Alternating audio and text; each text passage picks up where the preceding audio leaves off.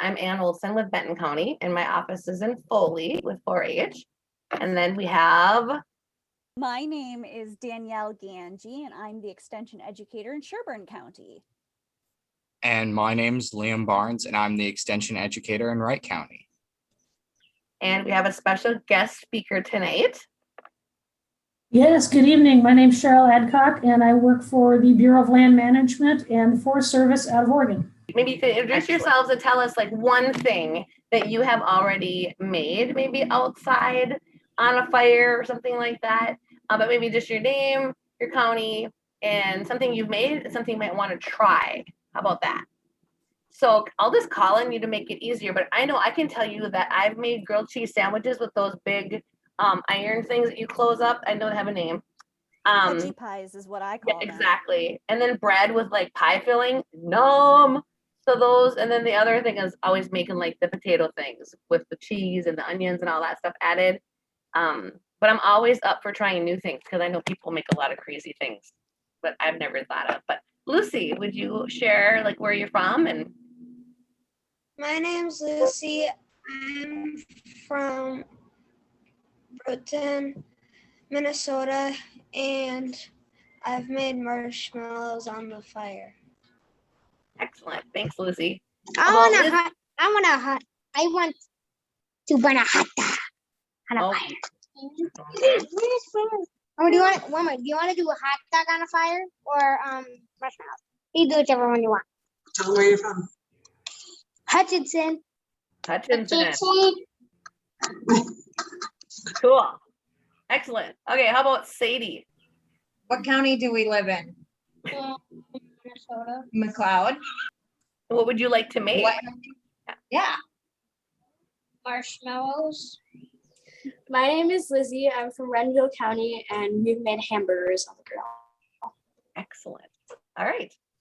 Well, hopefully after we get done with you guys tonight, you're going to have all kinds of other ideas, as long as Leo's careful with his tongs there. Doesn't want to hurt anybody yet.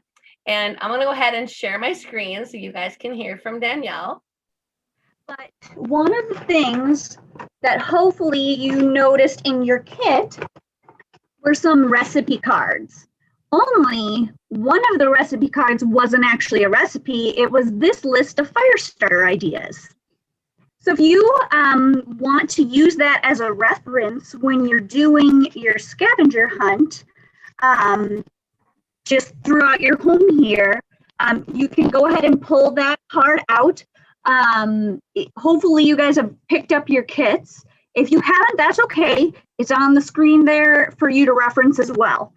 But there's lots of things that are common household items that you can use to help you get started with building a fire.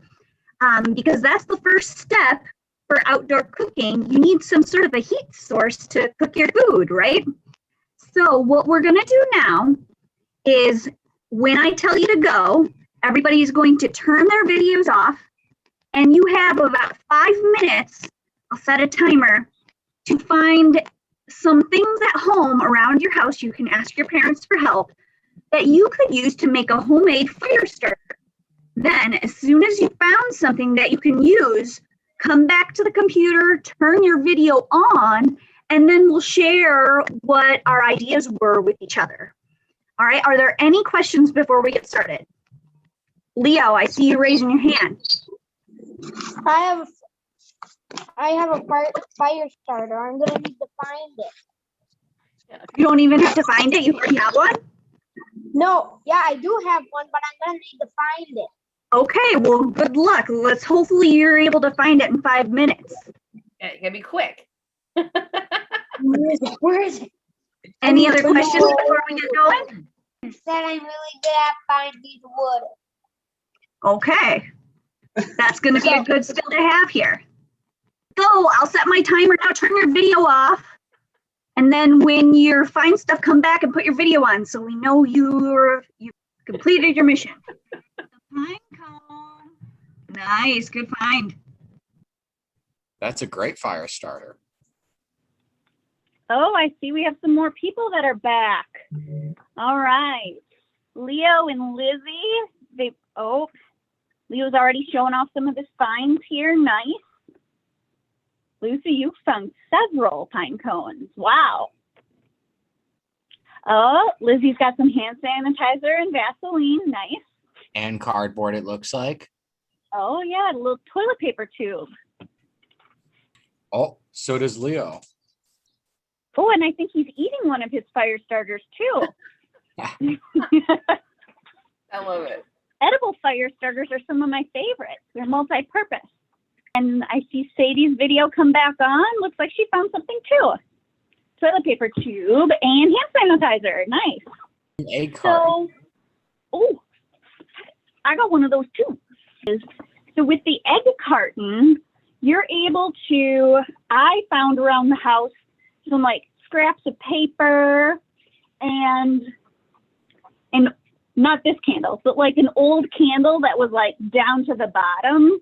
And so I melted the rest of that candle in boiling water. Like I put the candle in a pot of boiling water so it melted down. That's called double boiling. And then I poured it onto the egg carton. And does anyone know why wax helps if you're making a fire starter? Because it burns.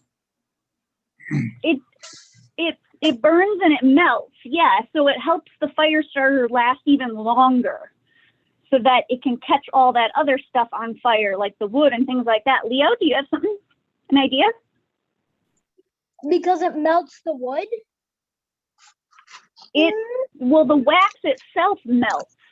And then it makes the wood burning or whatever's on it, it helps that to burn even longer so that the fire will last longer and help light all the other things that are a part of your fire and help get everything else started. That's the whole purpose of a fire starter. So what I did was I took all that and then you can see the wax, oops, there we go, kind of like melted through the bottom. And I cut them apart, and then if you can like light the top part, and then it'll go down and light everything else. Some other things that I added to it, you might be able to see. Does anyone know what that is down there? Dryer lint. That's right. It's dryer lint, all the yucky stuff that comes out of your dryer that you have to clean out. That's a good fire starter too. Yep, I see you guys got some. Good find. Yeah, so I added that to it, and then you'll put that under your tinder and your kindling, and we'll learn more about that later.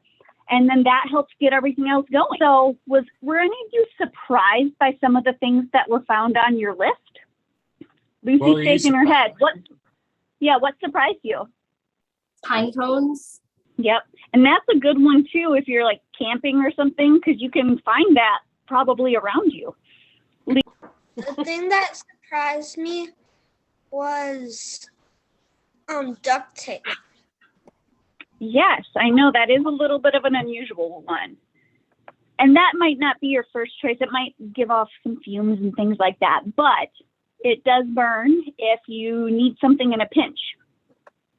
But other ones that aren't on the list are like dry leaves. That's a really good one that you could probably find around you.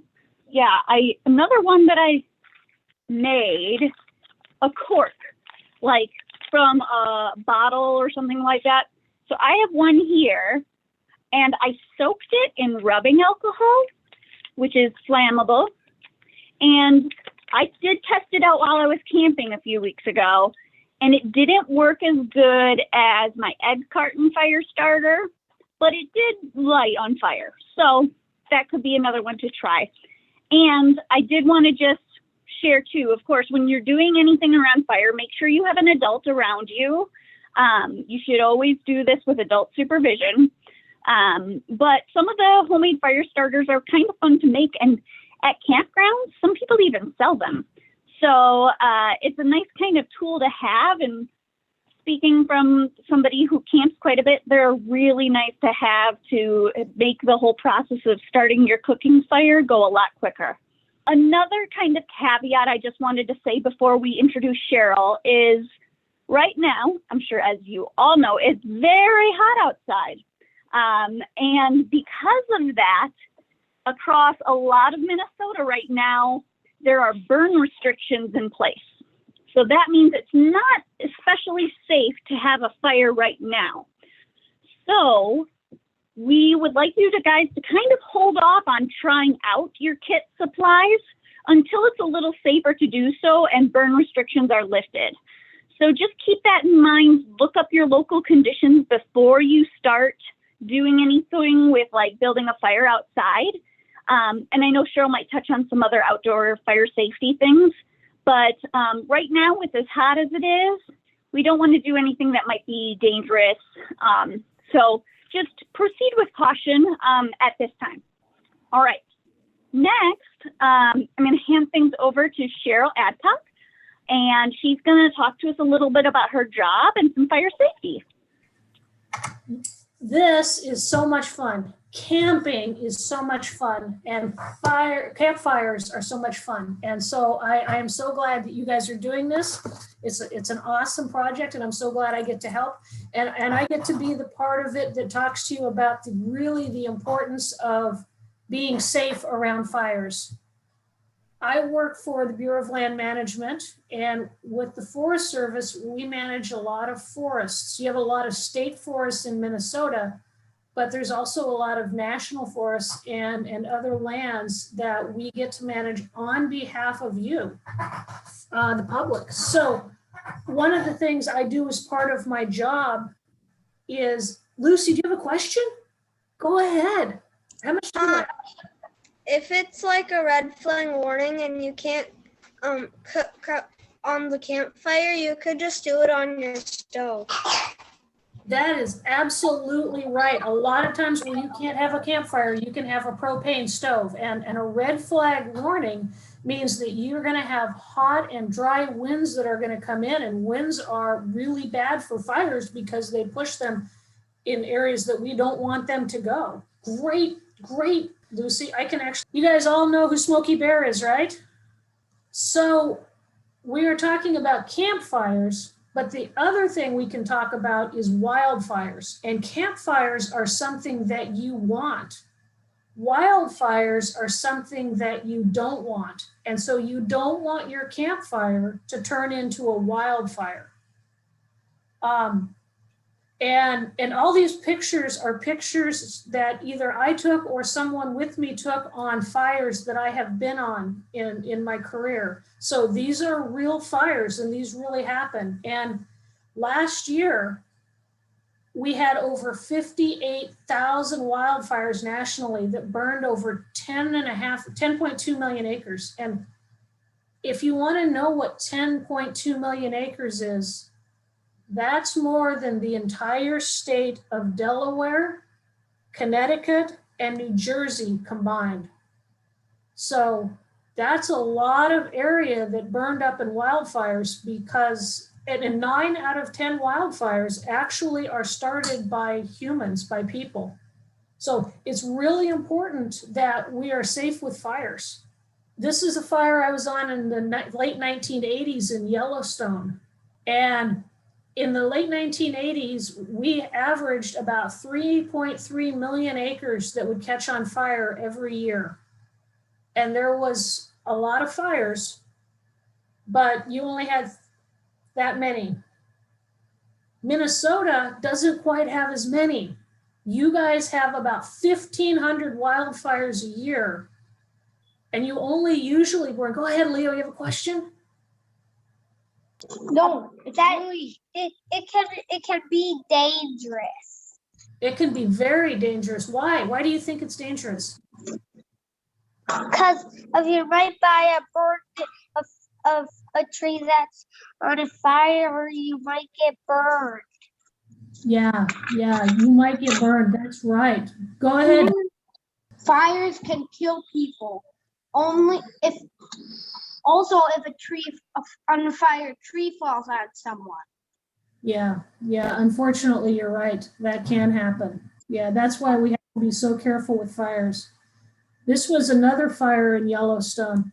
And what we're learning is, even in Minnesota, where you don't have as many fires, you still have had fires in your history that have been 800,000 or 900,000 acres and have taken out towns and burned up towns. So it's really important, no matter where you are, This is actually a fire that was in my district that I was on a couple of years ago. And the reason that we have so many more fires now is a lot of the stuff has to do with climate change. Like, you know, you've heard about everywhere on TV where things are just hotter and drier, and you're going to have less fires. But when you have a fire, it's going to burn up more things. So you have to be really, really careful.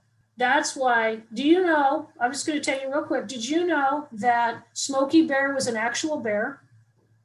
And Smokey Bear was in a fire on the Lincoln National Forest down in New Mexico. And they rescued Smokey, the forest firefighters did, and they took him to Washington, D.C., and the Ad Council decided to use him to teach people about fire safety. And everybody knows that Smokey talks about what campfires and how to be careful with your campfires. Again, 9 out of 10 fires, we have to be really careful. Other fires are started by lightning, or the wind blows over a power line and it sparks and starts fires, but a lot of them are just people being careless. That's why it's so important to be careful. Campfires are a great thing to do. Cooking around a campfire is awesome. I know, you know, Liam and his cousins cooked for years around campfires and have done a lot of fun things, but you just have to be careful. A lot of times when you go to do a campfire, you're in a campground, and being in a campground, there's already a place for a campfire, and you need to, if you're in a campground at a campsite, you need to use that place. But if you're camping not in a campground, then you have to pick a place to put your campfire, and you need to be careful where you choose it. Again, when you're going, it's just like they say, if there's a high wind, if there's red flag warnings, if there's a burn restriction, don't have a fire. You can only have fires when it's a good time to have one, because you don't want it to do things you don't want it to do. If you're going to build a fire and you have a tree with a whole bunch of branches, don't build the fire under the tree, because the flames will go up and it'll catch the branches on fire, and that would be not very good. And if you're not in a campground, put rocks around your campfire so that the stuff doesn't, otherwise the pine cone will roll out, or a log could roll out, and you don't want anything to roll out. So you have to put rocks around it so nothing gets away from you. You don't want a pine cone to be on fire and then roll into the brush. That would be bad, because then it could catch the brush on fire. And all of those things that you use to start your fire with, don't put them next to the fire. Put them away from the fire, because you don't want it to start on fire accidentally without you being there. Does anybody have any questions about where you would put your campfire? Yeah. What do you guys have? In the woods. In the woods is good. Yeah, don't do your In the forest. In the forest. In a fire pit. In a fire pit. And if you don't have a fire pit, you can make a fire pit, but be very careful where you make them. And if you make your fire in the forest, don't put it too close to the trees or the bushes, so you don't want to catch the tree or the bushes on fire. And once you've started your fire, now that you've got a really safe place where you're going to put it, you start your fire, and you start your fire with a match. Put your match in the fire. A lot of fires are started by people just tossing the match off into the bushes, but the match still has a flame on it, and then you catch something on fire. And never leave your fire unattended. When you have a fire, it's your responsibility, or your parents. It's your parents and adults' responsibility, and you guys have to watch it, so you can't leave it. And what would you use to put out a fire? Leo, what do you use to put out a fire? Water. Water or dirt? We have a fire pit down by the river. And So we just need to get a bucket to put out the fire. That's exactly it. Make sure you have a bucket, make sure you have a shovel, so that you can put dirt or water on your fire and mix it up. Yeah, that's exactly it. How about ice cubes? Ice cubes would melt. That would be water. It would just take a little longer. One of the things you need to be careful, when you put things in the fire, that's good, but make sure you're careful when you put things in the fire that are very flammable. Never put things in the fire when the fire is going.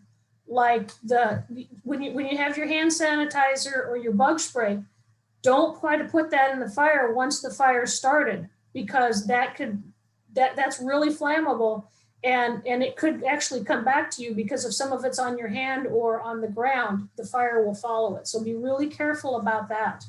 And if you don't use a fire pit or a fire in a campground and you build one with your rocks, don't sit on those rocks, because those rocks get really, really hot once you build your fire. So be careful about that. And then after you've enjoyed your fire, you're going to go put your fire out. Leo has it right. When you put your fire out, put lots of water on it. And to know that it's out, that it's cold, don't touch it like this. Always use the back of your hand. Because if you touch something like this and it's hot, your first instinct is to go like this and you grab it, and now you've grabbed the hot thing. But if you use the back of your hand and it's hot and you go like this, you just grab air and you don't burn yourself. But make sure that your fire is out, because if it's too hot to touch, it's too hot to leave. Any other questions about how you would put your fire out or why it's important to put your fire out?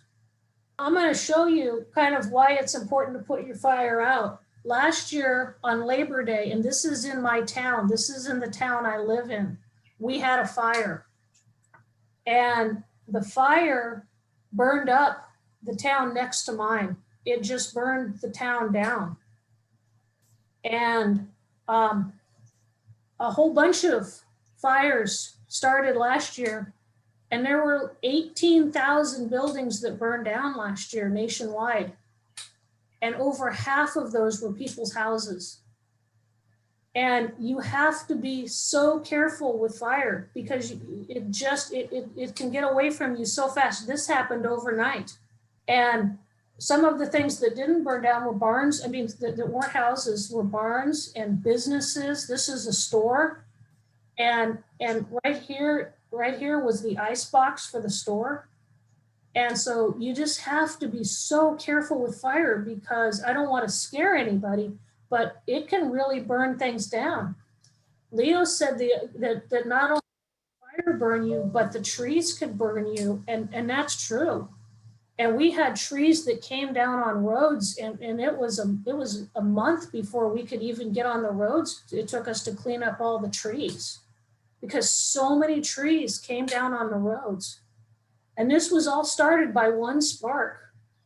And this is part of the fire. This is an interesting picture, though. When you talked about the bucket and putting the water out with the fire, do you see this green ribbon in the middle?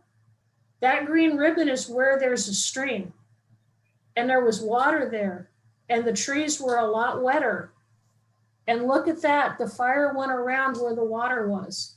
So it's always good to have water when you're around a fire. And they're big. This was the same fire the next morning. But I want to leave you with one thing. Fire is not always bad. Fire is great with the campfire. You guys are doing amazing things. I think you're doing amazing cooking. I love you do that. I love that. And this is one of the things that we do every fall where I work, because we have a lot of acres of grass where we have butterflies and flowers that are actually threatened and endangered. And just like the Indians did centuries ago, we put fire on the landscape on purpose to use as a tool, just like you guys use it as a tool when you make fires in the campfire and you cook with. And what we do is we're very careful, just like you're very careful. And we make sure it's not too hot and it's not too dry and it's not too windy and there's no burn restrictions. And we drive around and we put fire and we burn the meadows and we burn the little trees and we burn the blackberries and we burn things that don't allow the plants and the butterflies that we want to be there to grow. It also allows for people to be able to walk through there. A lot of times we have meadows where people like to walk through, but the blackberries have taken over and then we are able to do that. And we start with an area and we put, this would be like you have the road around it, which would just be like the rocks that you put around your fire ring. And we have a nice edge so that we don't go anywhere. And we start at that edge and we light all around that edge, and the fire pulls together and goes straight up. And we can take an area like this and very carefully make it look like that and burn it. And then it's all ready now for the new plants to grow up in it.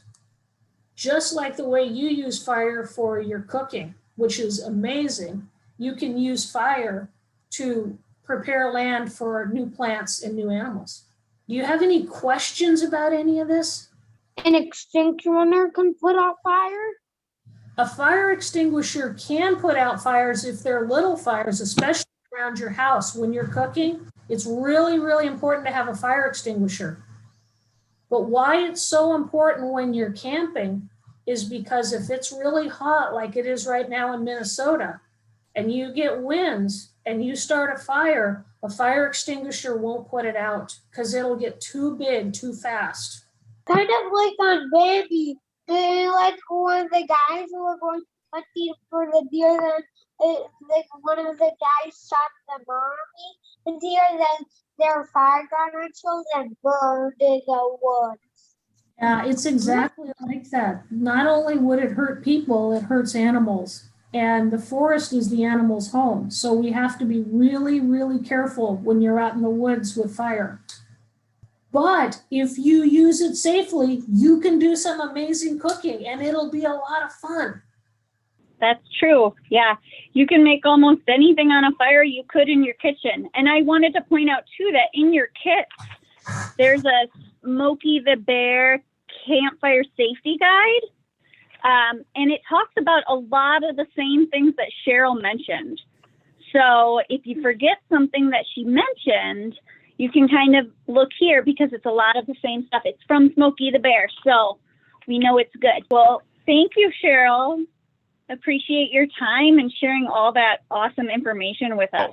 We just talked about fire safety, and now we're going to talk about, and we've talked about fire starters.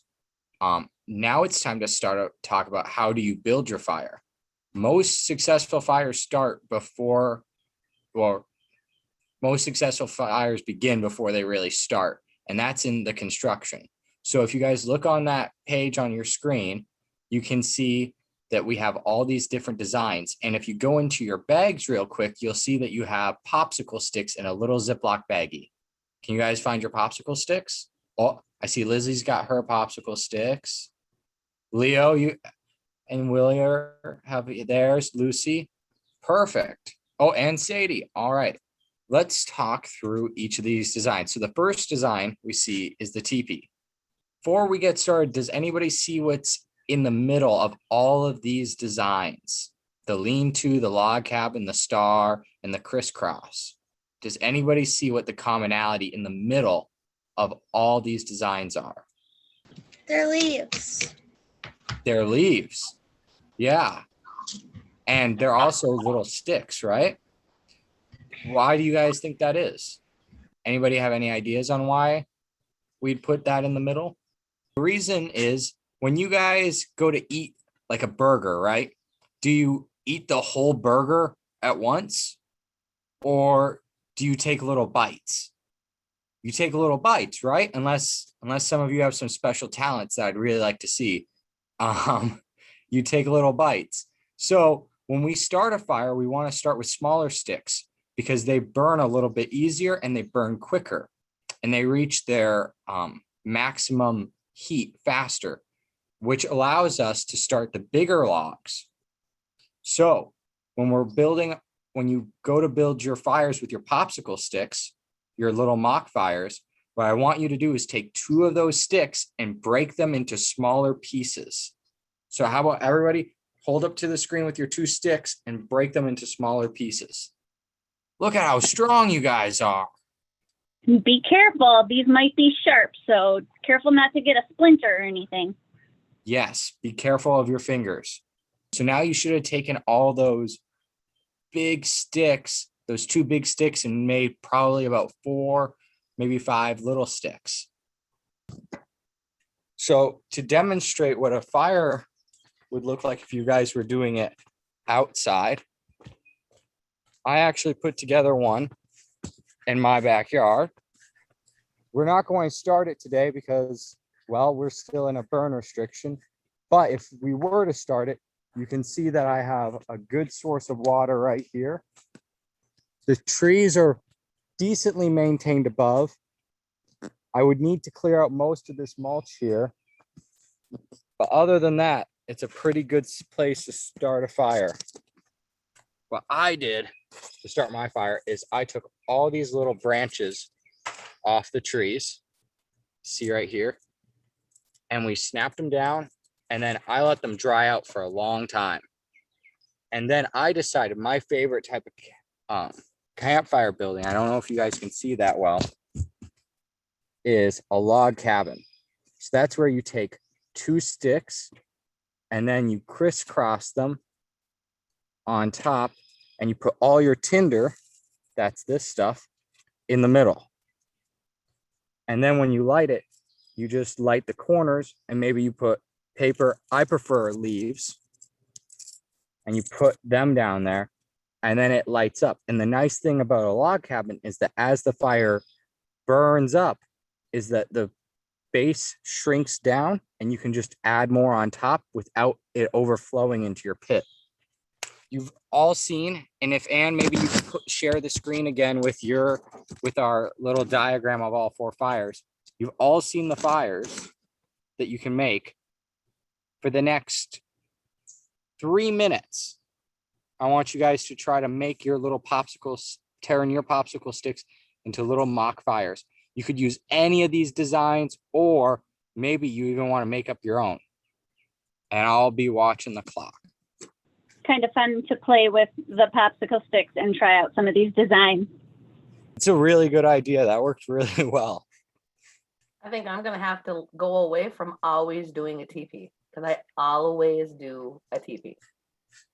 And now I'm seeing these other ideas. I'm like, I think I need to explore. I want to try the star the next time I do one. I've never seen that before. I think we all, once we know how to do a cooking fire or a campfire, we all have our kind of default go-tos.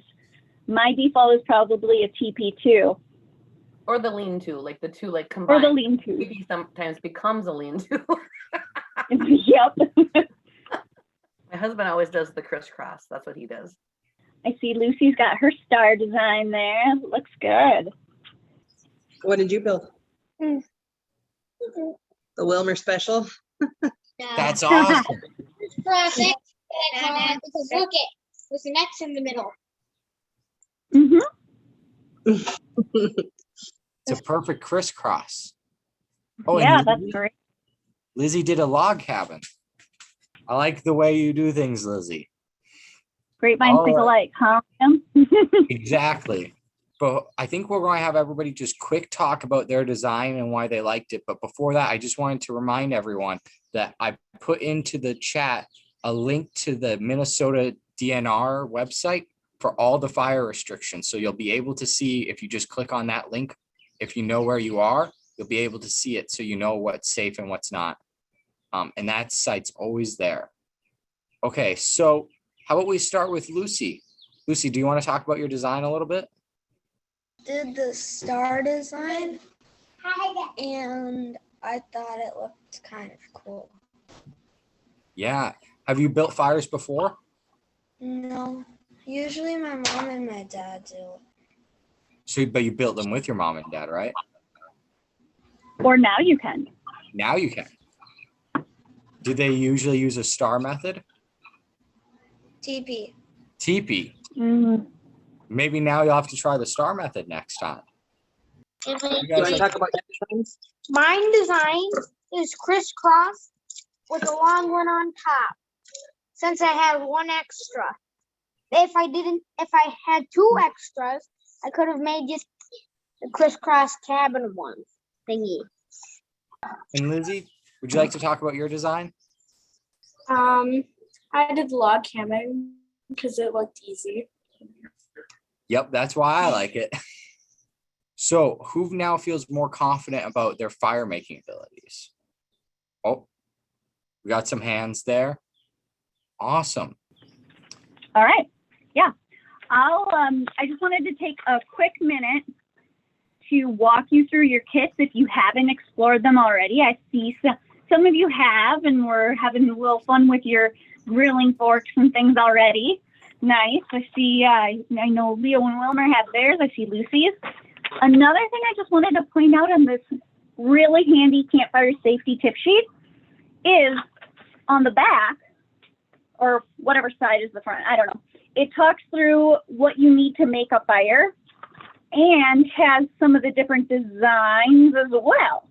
So again, if you need to review any of that, you can reference your Smokey the Bear safety guide, okay? And that's in your kit. You all have seen this grilling fork. It's one nice thing about it is it's expandable, so you don't have to get too close to the fire. There's a like a little tin pan. This is to use with the popcorn kernels. So if you've ever seen Jiffy Pop, that's a kind of popcorn you can make over the fire. We're kind of going to be making our own. So you'll put the popcorn kernels in here with some oil and seasonings if you'd like. Add some tin foil over the top so the popcorn doesn't go everywhere.